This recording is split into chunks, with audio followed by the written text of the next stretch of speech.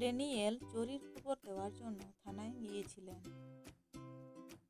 তিনি গোয়েন্দা মেহুলকে বলেছিলেন যে কেউ তাকে বন্দুক দিয়ে আক্রমণ করে এবং তার মানিব্যাগটি নিয়ে পালিয়ে যায়।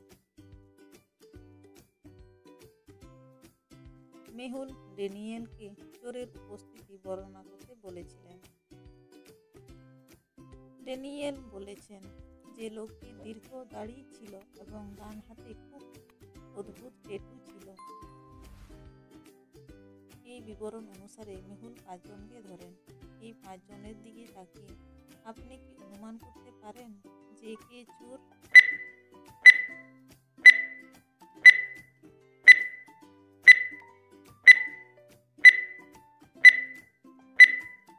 এ, সি, ডি, ই। তার ডান হাতে একটি দীর্ঘ দাড়ি এবং একটি উল্কি আছে, তবে কেবল ই একটি বন্দুক ধরে আছে। তিনি চোর।